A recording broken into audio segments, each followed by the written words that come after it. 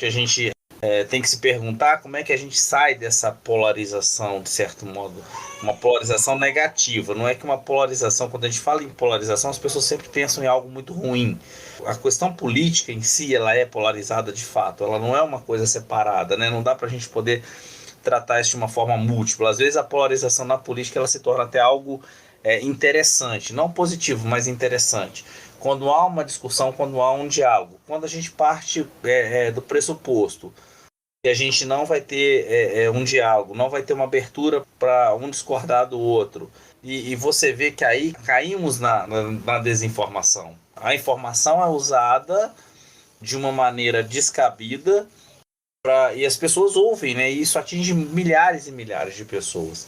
Então, assim, a gente tem que tomar esses devidos cuidados. Eu penso que pacificar sim, conversar sim, dialogar sim, mas temos que ter atenção de fato com as coisas que estão acontecendo, né? E eu acredito o seguinte: quem age fora da lei, quem age para derrubar um Estado democrático de direito, essas pessoas sim, elas devem ser devidamente punidas por isso, né? Com rigor, para que a democracia prevaleça, para que o país prevaleça, o nosso direito de estar bem, de ser livres, né? Ele prevaleça. Então eu sinto muita deficiência na sociedade brasileira e questiono isso aos meus colegas da história, nós da geografia, da sociologia, da filosofia, por que as pessoas estão agindo dessa forma, né? De uma forma que vai na contramão de coisas que são direitos do cidadão. Por exemplo, a fala de pessoas em declarar um estado de sítio, isso é algo muito perigoso. Estado de sítio se declara quando o país está em guerra, né? Um estado de emergência já não é um estado de guerra, mas já é um estado de emergência quando algo muito sério está acontecendo dentro da nação e que as regras do Estado Democrático de Direito podem ser quebradas a qualquer momento pelas pessoas que estão no poder, seja tanto o poder executivo, legislativo e até mesmo o judiciário.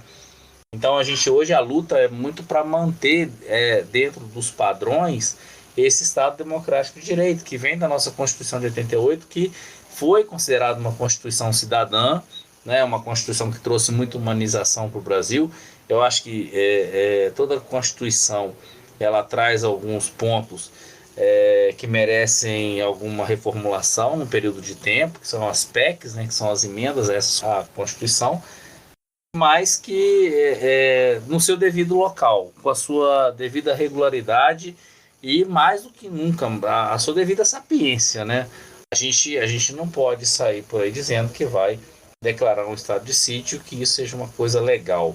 Ou que a gente, por exemplo, viu os protestos, fechando rodovias, coisa e tal, queimando pneus, e agora em Brasília também a gente viu essas condições. Eu acho que isso extrapola um pouquinho essa questão do livre pensar, de agir, né? Porque elas estão sendo muito radicais, né? Elas estão causando prejuízo, elas estão causando desordem pública.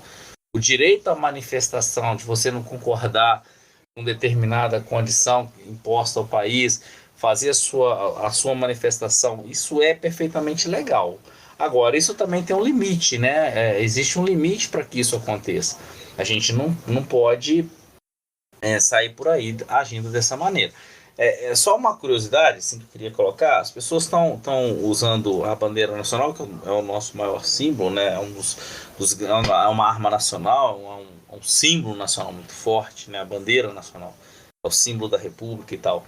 E eu vejo que as pessoas se enrolam na bandeira hoje, vamos dizer assim, de um ponto de vista bem legalista em relação ao uso da bandeira. Isso aí é descabido, né? Você não deve se enrolar na bandeira, né? A bandeira não é proibido você se enrolar na bandeira. A bandeira não deve tocar o chão, a bandeira não deve ficar num local escuro, sem iluminação, se assim ela fica hasteada, a bandeira não deve ser lavada, ela deve ser substituída. Então tem uma série de coisas e as pessoas se apossaram da bandeira nacional como uma forma de muito partidária, de luta, que é o interesse do povo, mas será que é o interesse do povo todo, né? Se já teve uma eleição e esses interesses foram demonstrados, apesar de muita divisão, de muita polaridade. Eu acho que o momento que a gente tem que que o Brasil deve estar olhando, deve estar preocupado agora, eu acho que é outro, sabe? Eu acho que o nosso momento agora é de seguir em frente, vamos ser felizes, vamos ver quais são as demandas do nosso país em termos de economia, em termos de meio ambiente, educação, saúde, da própria iniciativa privada, através dos empresários que aqui produzem, que aqui geram emprego e renda, né? O que, que nós precisamos fazer para ajudar esse sistema produtivo brasileiro a seguir em frente, a ter um controle melhor da inflação. Eu acho que é isso. O que a gente precisa é isso aí, pacificar o país, essa bipolaridade, né, política, eu acredito que ela permaneça. Não tenho problema com bipolaridade política, essa questão tá bipolar, tá polarizado, não tem. Eu, particularmente, não vejo problema nisso. Eu vejo problema no seguinte, na hora que você não consegue conversar dignamente com as pessoas. Aí eu vejo um problema. Você não respeita a opinião do outro, né? Eu acho que essa questão da polarização, antes eu não entendia.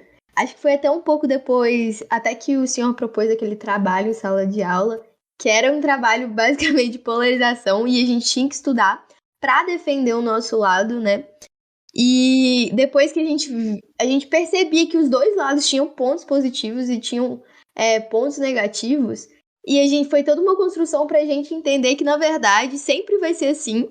É uma questão de ideia e os dois movimentos, né? Vem muito falar hoje de direita e esquerda.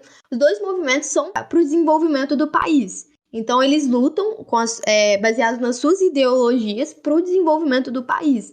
E essa polarização é importante para o equilíbrio, né? Porque a gente é composto de pessoas diferentes, com ideologias diferentes.